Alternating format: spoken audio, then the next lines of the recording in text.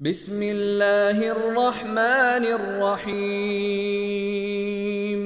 الحمد لله رب العالمين الصلاة والسلام على رسوله الأمين وعلى آله وصحابه الطيبين الطاهرين ومن تبعهم بإحسان إلى يوم الدين أما بعد.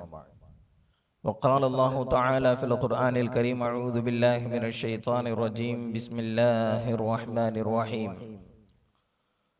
الذين آمنوا وهاجروا وجاهدوا في سبيل الله بأموالهم وأنفسهم أعظم درجة عند الله وأولئك هم الفائزون. وقال رسول الله صلى الله عليه وسلم: من ترك شيئا لله فعوضه الله خيرا منه. صدق الله وصدق رسول الله صلى الله عليه وسلم. பேரன்பும் பெரும் கருணையும் கொடையும் மிக்க பேருபகாரி அல்லாஹ்விற்கே கோடான கோடி புகழ். நபிகள் நாயகம் முஹம்மது ரசூலுல்லாஹ் ஸல்லல்லாஹு அலைஹி வஸல்லம் அவர்களின் மீதும், அவர்களை பின்பற்றி வாழ்ந்த சகாபாக்கள், தாபிஈன்கள், தபஅ தாபிஈன்கள், உலமாக்கள், ஷுஹதாக்கள், சாலிஹீன்கள், இங்கு அமர்ந்திருக்கிற நம் அனைவரின் மீதும் அல்லாஹ்வின் அன்பும் அருளும் என்றென்றும் நிறைவாக உண்டாவதாக.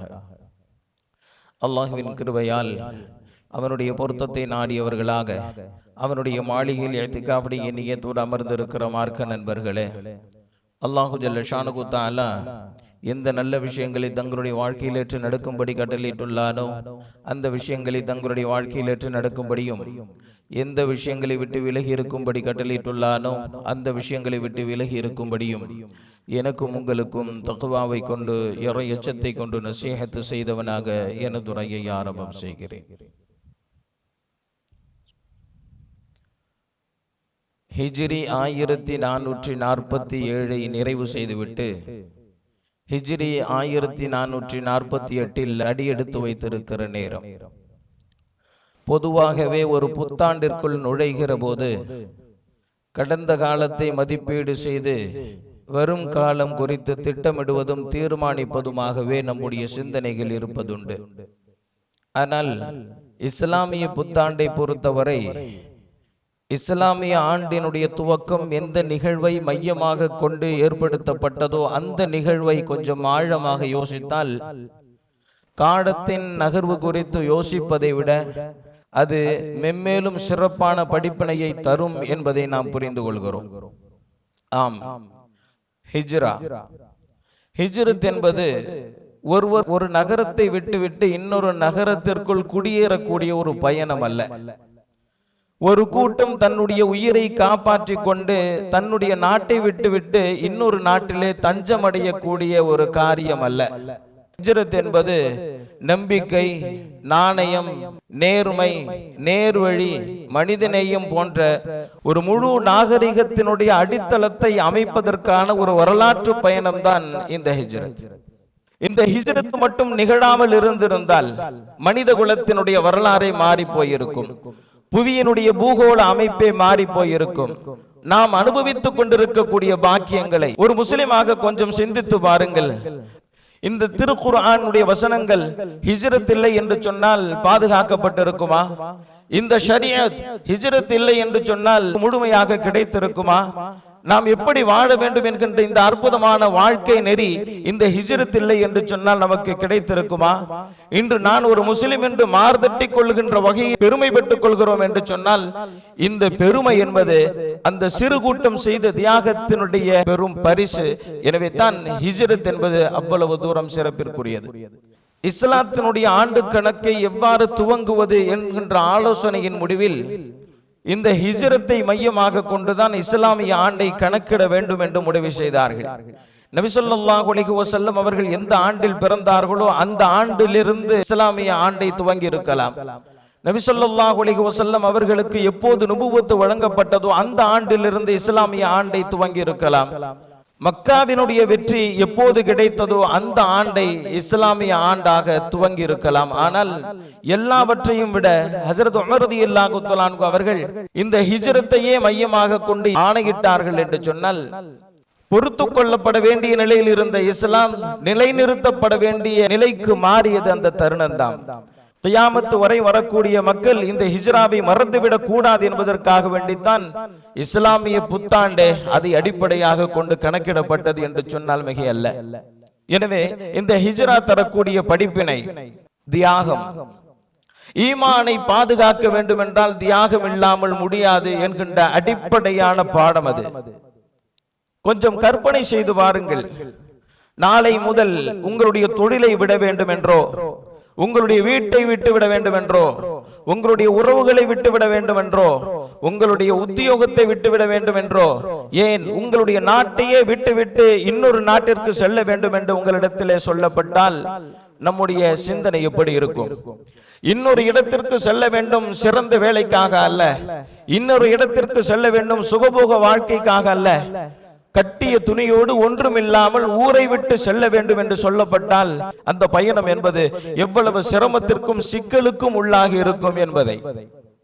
ஆனால் இந்த வார்த்தை தான் அவர்களுக்கு சொல்லப்பட்டது. ஊரை விட்டுவிட வேண்டும், உறவை விட்டுவிட வேண்டும், உடைமைகளை விட்டுவிட வேண்டும், உத்தியோகத்தை விட்டுவிட வேண்டும். அவர்கள் அதுவரை பிறந்து வளர்ந்த மண், அவர்கள் பிரியப்பட்ட மண், வரும் காலத்தை செவ்வனை செதுக்கி தன்னுடைய சந்ததிகள் எப்படி வாழ வேண்டும் என்றெல்லாம் அவர்கள் வளர்த்து வைத்திருந்த அந்த கற்பனை கோட்டைகளை எல்லாம் அங்கே தரைமட்டமாக்கிவிட்டு தன்னுடைய ஊரை விட்டுவிட்டு இன்னொரு நாட்டிற்கு செல்ல வேண்டும் என்கின்ற பயணம் இந்த ஹிஜ்ரத்தினுடைய பயணம் என்றால் அவர்களுடைய தியாகம் என்பது எவ்வளவு தூரம் ஆழமானது, எவ்வளவு தூரம் உணர்ச்சி பூர்வமானது என்பதை புரிந்து கொள்ள முடிகிறது அல்லவா? அவ்வளவு பெரிய தியாகத்திற்கு அவர்கள் எப்படி தயாரானார்கள்? நாம் புரிந்து கொள்வதற்கு தடுமாறுகின்ற ஒன்றைத்தான் அவர்கள் மிக தெளிவாக புரிந்து கொண்டார்கள். அது என்ன தெரியுமா? நம்மிடத்தில் இருக்கக்கூடிய அனைத்தும் உலகத்திற்கானது, நாம் எதை நோக்கி புறப்பட்டு போகிறோமோ அது மறுமைக்கானது என்கின்ற புரிதல். நாம் அனுபவித்துக் கொண்டிருக்கக்கூடிய இந்த இன்பங்கள் எல்லாம் தற்காலிகமானது. நாம் எதை பாதுகாப்பதற்காக வேண்டி போகிறோமோ அந்த ஈமான் நிரந்தரமான வாழ்க்கைக்கானது என்கின்ற புரிதல் தான் எவ்வளவு பெரிய தியாகத்தையும் செய்வதற்கு அவர்களை தயாராக்கியது என்பதை நாம் புரிந்து கொள்கிறோம். அல்லாஹ்வே சொன்னான், அல்லதீன ஆமனு வஹாஜரு வஜாஹது ஃபீ ஸபீலில்லாஹி பிஅம்வாலிஹிம் வ அன்ஃபுஸிஹிம் அஅலமு தரஜத்தன் இன்தல்லாஹ் வ உலாயிக ஹுமுல் ஃபாயிஸூன். அவர்கள் ஈமான் கொண்டு ஹிஜ்ரத் செய்து போராடி அல்லாஹ்வுடைய பாதையில் தன்னுடைய பொருளையும் தன்னுடைய உயிரையும் அவர்கள் விட்டுவிட்டார்கள் என்று சொன்னால் அஅலமு தரஜத்தன் இன்தல்லாஹ், அல்லாஹ்விடத்தில் அவர்களுக்கு மிக உயர்ந்த அந்தஸ்து இருக்கிறது. உலாயிக ஹுமுல் ஃபாயிஸூன், அவர்களே வெற்றியாளர்கள் என்பதாக அல்லாஹ் சொன்னான். இன்றைய தினத்தில் அது போன்ற ஹிஜ்ரத் இல்லை. அந்த ஹிஜ்ரத்தை செய்து நம்மால் அப்படிப்பட்ட ஒரு உயர்ந்த பாக்கியத்தை அடையக்கூடிய சந்தர்ப்பமும் இல்லை. ஆனால் இருக்கிறது ஹிஜ்ரத். நபி ஸல்லல்லாஹு அலைஹி வஸல்லம் அவர்கள் சொன்னார்கள், அல் முஹாஜிரு மன் ஹஜர மா நஹல்லாஹு அன்ஹு. உண்மையான முஹாஜிர் யார் தெரியுமா? அல்லாஹ் எதை தடுத்தானோ அதை துறப்பதுதான் என்பதாக சொன்னார்கள். அப்படி ஒரு ஹிஜ்ரத் இன்றும் இருக்கிறது. பாவத்தை துறந்து நன்மையை நோக்கிய ஹிஜ்ரத் இருக்கிறது. நாணயமற்ற நடவடிக்கைகளை துறந்து நேர்மையான நடவடிக்கையை நோக்கிய ஒரு ஹிஜ்ரத் இருக்கிறது. துர்குணத்தை துறந்து நற்குணத்தை நோக்கி ஒரு ஹிஜ்ரத் இருக்கிறது. தீய நட்புகளை துறந்து நல்ல நட்புகளை நோக்கி ஒரு ஹிஜ்ரத் இருக்கிறது. அல்லாஹ்வை தூரமாக்கக்கூடிய காரியங்களை விட்டுவிட்டு அல்லாஹ்வை நெருங்க செய்யக்கூடிய காரியத்தின் பக்கமாக ஒரு ஹிஜ்ரத். இந்த ஹிஜ்ரத் என்றும் இருக்கிறது. ஒவ்வொரு நாளும் ஒவ்வொரு மணி நேரமும் ஒவ்வொரு சந்தர்ப்பங்களிலும் இந்த ஹிஜ்ரத் தேவைப்படுகிறது. ஆக முதலாவது படிப்பினை தியாகம், துறக்க வேண்டும். இரண்டாவது படிப்பினை முன்னுரிமை வழங்குவது. எதற்கும் முன்னுரிமை வழங்குவது என்கின்ற தடுமாற்றம் எப்போதும் நமக்கு இருப்பதுண்டு. ஏனென்றால் பொதுவாக நம்மை நோக்கிய பல கேள்விகள், எந்த உத்தியோகம் உன்னை கௌரவப்படுத்தும், எந்த தொழில் உன்னை பணக்காரனாக்கும், எந்த முடிவு உன்னை சந்தோஷப்படுத்தும் என்கின்ற பல்வேறு கேள்விகளுக்கு மத்தியில் எதை தேர்வு செய்வது, எதை விடுவது என்கின்ற தடுமாற்றம் எப்போதும் நமக்கு இருக்கும். ஆனால் அந்த ஹிஜ்ரத் செய்து வந்தார்களே அந்த முஹாஜிர்கள், அவர்களை நோக்கி இருந்த ஒரே கேள்வி இதுதான். இறை நெருக்கத்தை தரக்கூடியது எது என்கின்ற ஒற்றை கேள்விக்கு பதிலாகத்தான் அவர்கள் தன்னை தயார்படுத்திக் கொண்டார்கள். நபி ஸல்லல்லாஹு அலைஹி வஸல்லம் அவர்களினுடைய இந்த ஒற்றை வார்த்தை அவர்களை வளப்படுத்தியது. மன் தரக ஷைஅன் லில்லாஹ் அவ்வலஹுல்லாஹு கைரம் மின். நபி ஸல்லல்லாஹு அலைஹி வஸல்லம் அவர்கள் சொன்னார்கள், அல்லாஹ்விற்காக வேண்டி ஒன்றை நீங்கள் விட்டால் அல்லாஹ் அதை விட சிறந்ததை பகரமாக தருவான் என்கின்ற இந்த ஒற்றை வார்த்தை தன்னுடைய வாழ்வினுடைய மந்திரமாக ஏற்றுக்கொண்டார்கள்.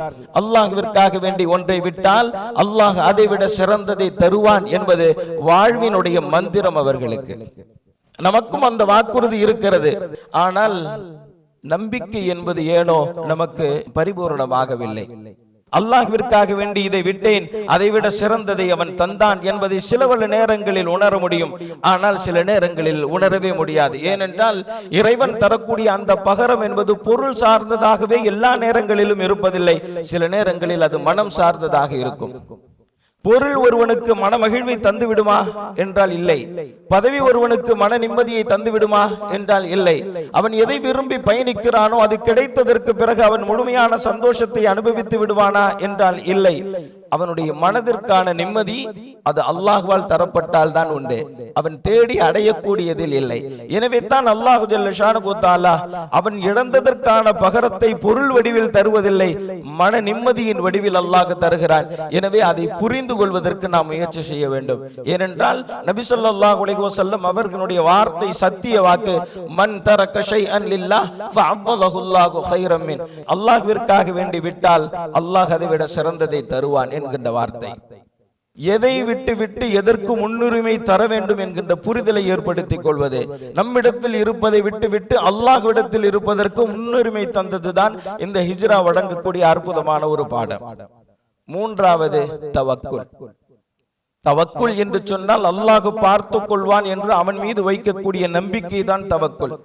இதை புரிந்து கொள்வதில் பலருக்கு சிரமம் இருக்கிறது. ஏனென்றால் அவனை நம்புவோம், அவன் தருவான் என்று சொல்லி முயற்சி செய்யாமல், திட்டமிடாமல், உழைக்காமல், போராடாமல் அல்லாஹ்வின் மீது மட்டும் நம்பிக்கை வைத்து அமர்ந்திருப்பது என்பது தவக்குல் அல்ல. உழைக்க வேண்டும், திட்டமிட வேண்டும், போராட வேண்டும், உழைக்க வேண்டும், கடைசியாக அல்லாஹ்வின் மீது நம்பிக்கை வைக்க வேண்டும். இதற்கு பெயர்தான் தவக்குல். ஹிஜ்ரத்து பயணம் அதற்கான அற்புதமான பாடமாக அமைகிறது. நபி ஸல்லல்லாஹு அலைஹி வஸல்லம் அவர்கள் இந்த ஹிஜ்ரத்து பயணத்திற்கு எவ்வளவு தூரம் துல்லியமாக திட்டமிட்டார்கள் தெரியுமா? எப்போது மக்காவில் இருந்து மதீனாவிற்கு செல்வதற்கான அனுமதியை அல்லாஹ் வழங்குவான் என்று எதிர்பார்த்து காத்திருந்தது. பயண திட்டத்தை ரகசியமாக வைத்திருந்தது. யாருக்கு மட்டும் தெரிந்தாக வேண்டுமோ அவர்களுக்கு மட்டும் பயண திட்டத்தை சொல்லி வைத்தது. பயண தோழராக ஹஜ்ரத் அபூபக்கர் ரலியல்லாஹு தஆலா அன்ஹு அவர்களை தயார் நிலையில் வைத்திருந்தது. பயணம் செல்வதற்கு வாகனத்தை தயார் நிலையில் வைத்திருந்தது. இவர்கள் போகிற போது மக்காவில் என்ன நடக்கிறது என்கின்ற உளவு தகவல்களை அவ்வப்போது வந்து தருவதற்கான ஒரு ஏற்பாடு. மக்காவில் உணவை தயாரித்து எடுத்துக்கொண்டு அவ்வப்போது அவர்களுக்கு வந்து தந்துவிட்டு திரும்புவதற்கான ஒரு ஏற்பாடு. தான் பயணம் செய்கிற போது தன்னுடைய ஒட்டகத்தினுடைய காலடி பாதங்களின் அச்சை கூட பின்பற்றி அவர்கள் நம்மை பிடித்து விடுவார்கள் என்பதற்காக வேண்டி, தான் பயணித்த பாதத்தின் அச்சை அழிப்பதற்காக வேண்டி அவ்வப்போது ஆட்டு மந்தைகளை ஓட்டி வந்து அந்த பாத தடயங்களை அழிப்பதற்கான ஏற்பாடு வரை நபி ஸல்லல்லாஹு அலைஹி வஸல்லம் அவர்கள் இந்த பயணத்தை துல்லியமாக திட்டமிட்டார்கள். இங்கிருந்து துவங்கி அங்கே சென்று சேருகிற வரை நபி ஸல்லல்லாஹு அலைஹி வஸல்லம் அவர்களினுடைய துல்லியமான திட்டமிடல் என்பது தவக்குல் என்பது எப்படி இருக்க வேண்டும் என்பதற்கான அற்புதமான ஒரு பாடம்.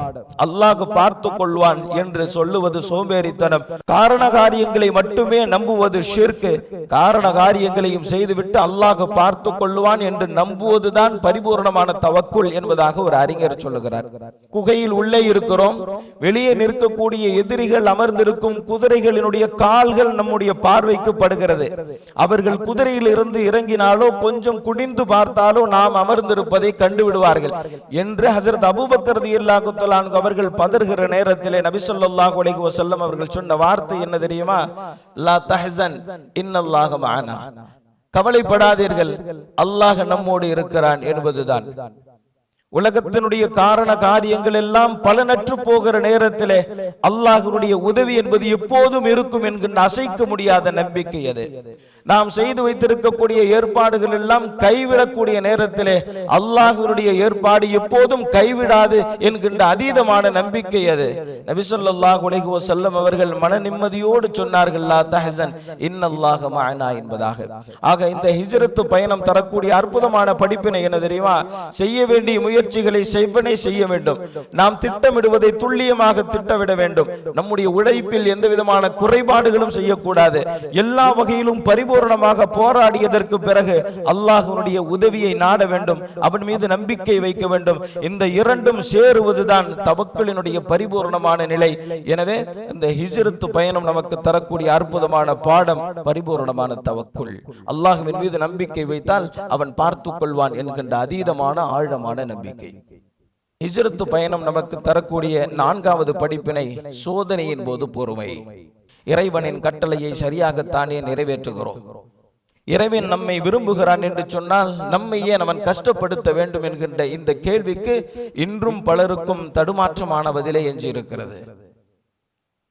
நல்லவர்களைத்தான் அல்லாஹ் சோதிப்பான் என்று 1000 முறை சொல்லப்பட்டாலும் அது நம்முடைய கல்விற்கு ஏறுவதில்லை. நபி ஸல்லல்லாஹு அலைஹி வஸல்லம் அவர்களை அல்லாஹ் சோதித்ததை விடவா அவர்களினுடைய குடும்பத்தை அல்லாஹ் பிரித்தான். பிறக்கிற போதே பெற்றோர்களை இழந்தார்கள். எல்லா வகையிலும் ஆறுதலாக இருந்த அன்னை ஹதீஜா ரலியல்லாஹு தஆலா அன்ஹா அவர்களை இழந்தார்கள். சமூகத்தில் இருந்து பகிஷ்கரிப்பு செய்யப்பட்டார்கள். போர்க்களத்தில் காயப்பட்டார்கள். பசியோடு நொந்து போனார்கள். கடுமையான நோயால் பாதிக்கப்பட்டார்கள். நபி ஸல்லல்லாஹு அலைஹி வஸல்லம் அவர்கள் அனுபவித்த சோதனைகளோடு கஷ்டங்களோடு ஒப்பிட்டு பார்த்தால் நம்முடைய கஷ்டங்களும் சோதனைகளும் ஒன்றுமே இல்லை. நபி ஸல்லல்லாஹு அலைஹி வஸல்லம் அவர்கள் மட்டுமல்ல, அவர்களை ஏற்றுக்கொண்டவர்களை குறைஷிகள் கடுமையாக தொல்லை கொடுத்தார்கள். அவர்களின் சொத்துக்களை பறித்தார்கள். அவர்களின் குடும்பங்களை பிரித்தார்கள். அவர்களை எல்லா வகையிலும் நோவினை செய்தார்கள். அவர்களால் நிம்மதியாக உறங்க முடியவில்லை. அவர்களால் நிம்மதியாக ஒரு நேரம் உணவருந்த முடியவில்லை. அவர்கள் குடிக்கக்கூடிய பானங்களை கூட தடுத்தார்கள். கடும் வெயிலிலும் சுடு மணலிலும் கிடத்தி அவர்களை சொல்லன்னா துயரத்திற்கு உள்ளாக்கினார்கள். ஆனால் எல்லாவற்றையும் அவர்கள் பொறுத்து கொண்டார்கள். சோதனையின் போது பொறுமை, சோதனையின் போது உறுதி, இது இந்த ஹிஜ்ரத் நமக்கு தரக்கூடிய ஒரு அற்புதமான ஒரு பாடம். அல்லாஹ்வே குர்ஆனிலே சொல்வான், வலனபுலுவன்னகும் ஹத்தா நஅலமல் முஜாஹிதீன மின்கும் வஸ்ஸாபிரீன். நாம் சோதிப்போம், உங்களில் யார் ஜிஹாது செய்வதற்கு தயாராக இருக்கிறார், உங்களில் யார் பொறுத்து கொள்வதற்கு தயாராக இருக்கிறார் என்பதை வெளிப்படுத்துவதற்காக வேண்டி நாம் சோதிப்போம் என்பதாக அல்லாஹ் சொல்லுகிறார். உங்களில் யார் தியாகம் செய்வதற்கு தயாராக இருக்கிறார், உங்களில் யார் பொறுமையோடு இருக்கிறார் என்பதை வெளிப்படுத்துவதற்கு நாம் இப்படி சோதிப்போம் என்பதாக அல்லாஹ் சொல்லுகிறார். அப்படித்தான் அவர்களை சோதித்தான். அவர்கள் அதில் வெற்றி கண்டார்கள். இது நாம் பெற வேண்டிய மிக அற்புதமான ஒரு பாடம். இந்த நவீன நாகரீக உலகத்தில் இந்த இஸ்லாமிய அடையாளத்தை காப்பதே பெரும் சோதனையாக இருக்கலாம். பல்வேறு மனச்சிதறல்களுக்கு மத்தியில் தன்னுடைய குழந்தையை நேர்த்தியாக வளர்ப்பதிலே கூட சிரமங்கள் ஏற்படலாம். பணத்தை சம்பாதிப்பதற்கு இந்த போட்டி உலகத்தில் நாணயமற்ற நடவடிக்கைகளில் ஈடுபட வேண்டுமே என்கின்ற நிலையில் கூட ஒரு சோதனை வரலாம். இஸ்லாமிய கடமைகளை நிறைவேற்றுவதிலே கூட அதற்கு தடைகளும் சங்கடங்களும் ஏற்படலாம். இது போன்ற பல்வேறு சிரமங்கள் சோதனைகள் வருகிற போதெல்லாம் என்னை படைத்த ரப்புக்காக என்னுடைய ஷரியத்தை பின்பற்றக்கூடிய ஒரு சிறந்த முஸ்லிமாக அந்த சோதனைகள் அனைத்தையும் எதிர்கொள்கிறோம் அல்லவா? அந்த எதிர்கொள்ளக்கூடிய நெஞ்சுரத்தை கொடுப்பதுதான் இந்த ஹிஜ்ரத் என்கின்ற அற்புதமான பயணம் தரக்கூடிய பாடு. இறுதியாக 5வது படிப்பினை அன்சாரிகள் வெளிப்படுத்திய சகோதரத்துவம் உலகத்திலே ஒவ்வொரு சமூகமும் படிக்க வேண்டிய பாடம். ஹிஜ்ரத் என்று சொன்னாலே அந்த முஹாஜிர்கள் மட்டும்தான் ஞாபகத்துக்கு வருவார்கள். ஆனால் இந்த ஹிஜ்ரத் பயணத்தின் போது நாம் சிந்திக்க வேண்டியவர்கள் மிக முக்கியமாக அன்சாரிகள். கட்டிய துணியோடு உள்ளே வரக்கூடியவர்களுக்கு அனைத்தையும் தந்து உதவி செய்யக்கூடிய மனம் யாருக்கு வரும்? என்னிடத்தில் இருப்பதில் எது எஞ்சி இருக்கிறதோ அதை தருவதற்கு நான் தயார், என்னிடத்தில் எது இருக்கிறதோ அதையே தருவதற்கு நான் தயாரா என்கின்ற கேள்வி. தன்னுடைய நாட்டிற்கு ஹிஜ்ரத் செய்து வந்தவர்களை நேசிக்கிறார்கள். அவர்களுடைய உள்ளத்தில் இவர்களுக்கு தர வேண்டுமா என்கின்ற எண்ணம் எழவே இல்லை. அவர்களுக்கே தேவைகள் இருந்த போதும் பிறருக்கு தந்து அவர்கள் ஆனந்தப்படுகிறார்கள். அவர்கள் மிகவும் சிறந்தவர்கள் என்பதாக அல்லாஹ் சொல்கிறார். தன்னுடைய நாட்டை நோக்கி வரக்கூடியவர்களை அவர்கள் நேசிக்க செய்கிறார்கள். அவர்களுக்கு தர வேண்டுமே என்று அவர்கள் எண்ணவே இல்லை. தங்களுக்கு தேவைகள் இருந்தும் அவர்களுக்கு தருவதில் அவர்கள் இன்பம் காண்கிறார்கள். அவர்கள்தான் உண்மையான வெற்றியாளர்கள் என்பதாக அல்லாஹ் சொல்கிறார். என்றால் அன்சாரிகள் செய்த அந்த தியாகம், தன்னுடைய வீட்டை அவர்களுக்கு தந்தார்கள், தன்னுடைய தொழிலை அவர்களுக்கு தந்தார்கள். அவர்களுடைய தியாகத்தினுடைய எல்லை மிகவும் விசாலமானது. ஆக இந்த சகோதரத்துவ உணர்வு இந்த ஹிஜ்ரத் தரக்கூடிய பாடம். பொதுவாக ஹிஜ்ரத் என்று பேசினாலே தன்னுடைய ஊரை துறந்து, தன்னுடைய உடைமைகளை துறந்து, தன்னுடைய உறவுகளை துறந்து வரக்கூடிய முஹாஜிர்களை பற்றி நாம் பேசுவோம். ஆனால் அந்த நிலையில் வரக்கூடியவர்களை வாருங்கள் என்று வரவேற்று அவர்களுக்கான எல்லா ஏற்பாடுகளையும் அவர்களை திகைப்பூட்டும் வகையில் செய்து தந்தார்கள் என்று சொன்னால் அந்த அன்சாரிகள் எவ்வளவு தூரம் மெச்சப்பட வேண்டியவர்கள், பாராட்டப்பட வேண்டியவர்கள் என்பதை நாம் யோசிக்கிறோம். ஆக இந்த 5 படிப்பினைகளும் ஹிஜ்ரத் தரக்கூடிய அற்புதமான படிப்பினை. நம்மை நோக்கி ஒரே ஒரு கேள்வி, அல்லாஹ்விற்காக வேண்டி நீ என்ன செய்தாய்? அல்லாஹ்விற்காக வேண்டி நீ என்ன தியாகம் செய்தாய்? அல்லாஹ்விற்காக வேண்டி நீ எதை இழந்தாய் என்கின்ற கேள்வி. இந்த கேள்விக்கான பதிலை அவரவர்களினுடைய மனங்களிலேயே கேட்டுக்கொள்ள வேண்டிய ஒரு கேள்வி. நான் எதையும் இழக்க மாட்டேன், எதையும் நான் தர மாட்டேன், எந்த தியாகத்தையும் செய்ய மாட்டேன், ஆனால் அல்லாஹ் எனக்கு எல்லா வகையிலும் உதவி செய்ய வேண்டும், நாளை மறுமையில் நான் வெற்றி அடைய வேண்டும், அந்த உயர்தரமான சுவர்க்கத்திற்குள் நான் நுழைய வேண்டும் என்று ஆசைப்படுவது என்பது ஒரு வகையில் இருமாப்பு என்பதை யோசிக்க வேண்டும்.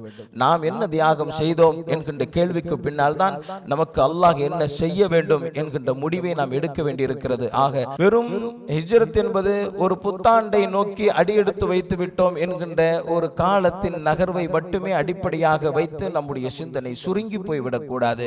இந்த ஹிஜ்ரத் என்பது நம்முடைய வாழ்வினுடைய தாரக மந்திரமாக மாற வேண்டும், மீண்டும் மீண்டும் நினைத்து பார்க்கப்பட வேண்டிய ஒரு பாடமாக இருக்க வேண்டும் என்கின்ற அடிப்படையில் தான் ஹஜ்ரத் உமர் ரலியல்லாஹு தஆலா அன்ஹு அவர்கள் அந்த நிகழ்ச்சியையே மையமாக வைத்து இஸ்லாமிய ஆண்டு கணக்கை துவங்கினார்கள் என்பதையும் புரிந்து கொள்கிறோம். அல்லாஹு ஜல்ல ஷானுஹு தஆலா சிறந்த வாழ்வு வாழ்வதற்குண்டான சூழலை நமக்கு ஏற்படுத்தி தந்தருள்வானாக. வ ஆகிர் தஅவானா அல்ஹம்துலில்லாஹி ரப்பில் ஆலமீன். அஸ்ஸலாமு அலைக்கும் வரஹ்மத்துல்லாஹி வபரகாத்துஹு. பள்ளிவாசலின் பராமரிப்பிற்காக வேண்டி தாராளமாக உதவி செய்யுங்கள். அல்லாஹு ஜல்ல ஷானுஹு தஆலா நாம் செய்யக்கூடிய உதவிகளுக்கு நிரப்பமான நற்கூலியை வழங்குவானாக. حبيب الله رسول الله إمام المرسلين